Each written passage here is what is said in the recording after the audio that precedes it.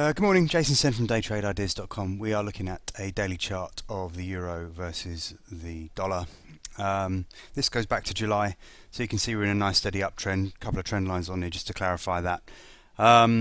Beginning in November, however, we broke quite significantly below this trend line. We did manage to, however, hold the 100-day moving average. We never actually managed to close above it, even though we did spike below there on a couple of occasions. This led us to rally back up and retest this trend line. Now, we spiked through there, but we've never actually, again, managed to close above the trend line, even though we gave it a real good going on Friday. This morning, we've seen a high at 135.60, so again, that's held just below this trend line. And we've also got some Fibonacci resistance around this area. That's around the sort of 135, 65, 75 area. So really quite a lot going on around there.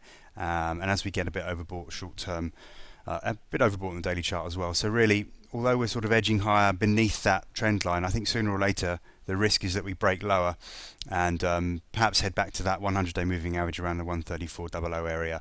Certainly below 135.00 would be a negative. We've got some activity around there, and that would be the first sign of weakness.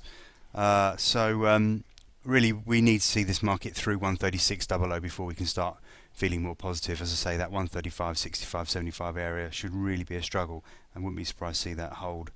The top side today, we'll just have a look at a short-term chart. This is the 4-hour, so gives us a bit of a short-term picture where you can see we've got Fibonacci resistance there at 135.65, and that's been holding this morning. So it's really only above last week's high, which I think was around 135.79. Only above there. We can push on to 136.25, but again, we're going to struggle there. That's Fibonacci resistance and being overbought. Short term as well, I do see the upside is limited. Very, very short term trend line here at 135.30, so below there.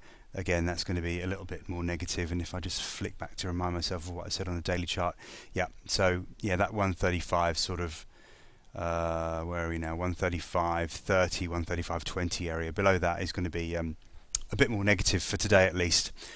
Okay, that's it for the euro for today. Thanks very much. I'm Jason Sen at daytradeideas.com.